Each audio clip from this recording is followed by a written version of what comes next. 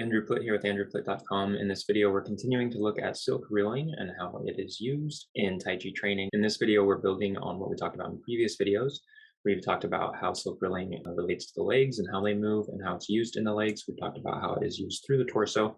We're going to talk a tiny bit more about the torso today, and then we're going to talk more specifically about the arms and spend a little bit more time detailing that, even though we talked a little bit about that in the first video in this series. If you're enjoying this series and if you're learning something from these videos, please let me know in the comments below so I kind of know if this is useful information for you. And let's go ahead and get started. So as you can see on the screen here, I have left notes from our very first video on this presentation, and we're just going to talk a little bit more about how this type of motion relates in the arms to what's happening with the torso and the rest of the body.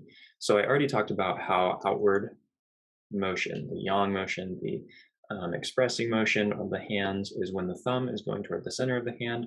The inward counterclockwise knee motion of the hand is, or the arm, is when the pinky is going toward the center of the hand. So it's the internal rotation in this way, that is your yin motion. It's the external rotation going out this way, that is your yang motion or your shun motion. So how does that relate to what's going on in the torso? We talked about all the spiraling going on there, how the muscle fibers and the fascia align in a way that supports that rotation through the torso. We talked about how that relates to what's going on in the legs. And now we're going to talk a little bit about how all of that relates to the arms. So I hope in the last video, when I talked about the pec muscle and the serratus anterior and the latissimus dorsi in these sheets of muscle fiber directions related to what we were talking about with torso rotation. I hope some of you were like, whoa, some of these muscles are involved in torso rotation. They're attached to the arm. What's going on? Why are you including these in this discussion? And these are pretty much the keys to how the rotation through the body can play into the rotation through the arm. So let's talk about a internal counterclockwise knee motion of the arm, or rotation, or silk reeling coiling, that is happening with the arm. So with this motion, as I said before, the pinky is going toward the center of the hand. Usually what's happening with this motion and what happens in the Gong or the silk reeling exercises is that when you're doing that, your arm tends to go from away from the body back toward the center of the body. So typically you're extended out and you rotate coming in, and then you come out and you rotate coming in. So as your body's turning to the left, you're bringing your arm from extended out to the right, bringing it in toward the left side. So we're going to continue with this left turn that this guy is doing. So he is turning to the left, still happening. This time he's doing an internal rotation with his right arm. So the right arm is also going toward the left side of the body as he's doing this motion. As he's doing this motion, he is shifting his weight to the left side. So he's going from being shifted to the right to shift back to the left side. And as he's doing that, he's going to be experiencing an internal rotation on this leg and an external rotation on this leg. So basically the right leg is again pushing out toward the outside of the foot. The left leg is turning in toward the inside of the foot and drawing in toward the lower dantian. So all the things that we talked about before still happening. It's just the arm is now part of this and is doing an internal knee rotation. So now we're looking at the right side of this person's body, and this would be their left side. So as they're doing this left turn, what's happening is this side of the body is coming down closer to this side of the body. Basically, the rotation is going that way. So fibers that are running in this direction are the ones contracting on the right side, and fibers running in this direction are the ones contracting on the left side. So you get that whole sheet contracting and it turns the body to the left.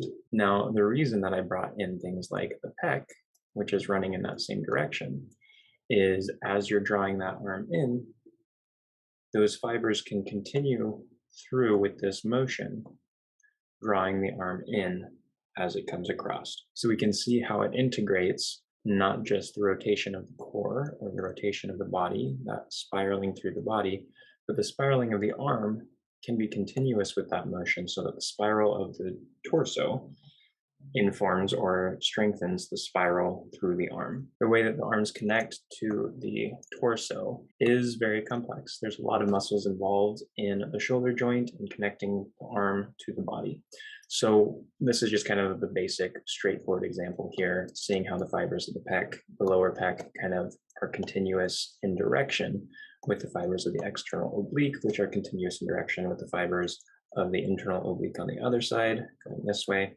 And so it's just kind of re-illustrating that point of how everything works together in a spiral. So there's more nuance to it, but that's as far as we're going to go in this video. Now let's say this person is not doing the internal spiral, but they're doing the external spiral. So the arm is spiraling out with the thumb going to the center of the palm, moving away from the body.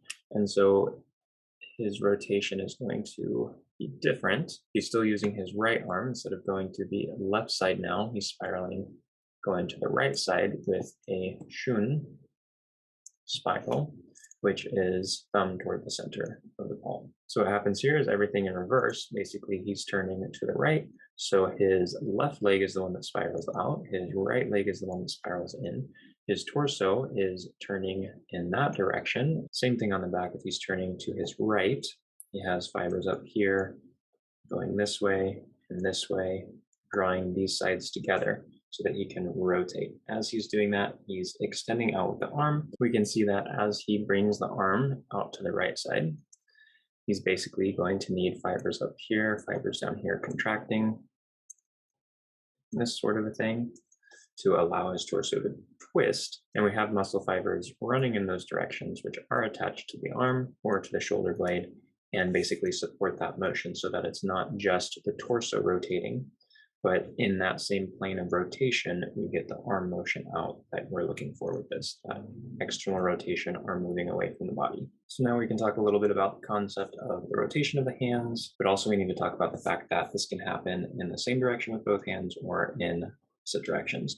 So we have plenty of situations where the hands are both going to be turning, but we would say that this pinky would be going toward the center of the palm and this thumb would be going toward the center of the palm. So you would have an outward on this side or shun, and you would have an inward or knee on this side. So they would basically be doing both moving in the same direction, but doing opposite things. This is rotating in, this is rotating out. And there are also times when you will have both doing the exact same thing. So you would either have both coming in for two knee or both going out for two shun. Now, when you're doing these motions, when you're doing a shun or you're doing your outside moving motion, your clockwise motion, what's happening is your energy is coming from the lower dantian, coming up the body with the rotation, whichever way you're going. In this case, it would be rotating to the right, and the right arm would be going out. It's described in the illustrated canon of Tai Chi that it's going from the armpit and it's going down the arm. So you have the spiral motion coming down the arm, going from the thumb toward the center of the palm. So that's your outward rotation. Now, when you're doing an internal rotation, you're doing something similar, but just like with the legs, when you're drawing the leg and that spiral up from the ground to the lower dantian, you're doing the same thing with the arm. So you're drawing from the pinky side toward the palm, it's coming up the arm to the spine, and then down to the lower dantian. So the hand is rotating in. As it's rotating in, that's rotating the joints all the way through. That's rotating the torso. And as all of that's happening together, that energy is being drawn down to the lower dantian. So as you can see from these videos, silk reeling is not as difficult to understand as a lot of times it is presented. Many times it's presented as kind of this mysterious thing, and it's just described as like these spirals in the body, and eventually you'll get it. And you just want to focus on spiraling through the body, and that's silk reeling in Tai Chi, and that doesn't really give you any actionable information. So I hope these videos gave you some conceptual, actionable information that you can use to incorporate in your body when you're doing Tai Chi motion. And again, I want to emphasize that the way it's described here is just the foundational understanding. So, I've talked a little bit about how rotations can be both going in or both going out. And it's not always, both going to the left or both going to the right. There's also times when what happens is instead of your internal rotation bringing the arm closer to the body, Your internal rotation is extending the arm away from the body, and that kind of goes against some of what we talked about. So you still have intention of internal draw while you have expansion that's leading the arm away. So it can get a lot more nuanced, and there's a lot of interplay that can happen where things that were just kind of grossly true concepts when you're looking at it from just the most basic perspective here can start to seem a little bit like they're breaking the rule or kind of going against the foundation. And it's important to remember that there's a lot of nuance in Tai Chi. And just because something looks like it might be going against how it was described initially, doesn't mean it's actually going against it. And you might just need to have a deeper understanding of what's going on in that movement. So the information that I've given in these videos should be enough to get you started. It should be enough to help you understand generally what silk reeling is. And it should be enough to give you the foundation that we need to actually start doing silk reeling exercises. So in the near future, I'm going to work on some videos where we actually go through silk reeling exercises to take the concepts that were talked about in this video and previous videos and actually turn them into actionable experiential learning for your body and for yourself, where you can incorporate what we've learned here into yourself, into your body, into your Tai Chi training. So as a quick recap of silk reeling, it is rotational motion. It's coiling and spiraling through the body. It starts at the lower dantian.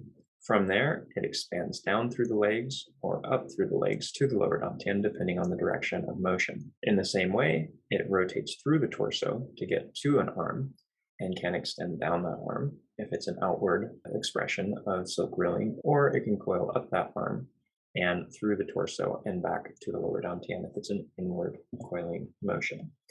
So this is happening with both arms and with both legs. So you might have an outward coil on the left side and an inward coil on the right. You might have two outward coils from the center down both arms, or plenty of other variations. Typically, outward spirals move the arms away from the body. Inward spirals move the arms to the body or more toward the center line.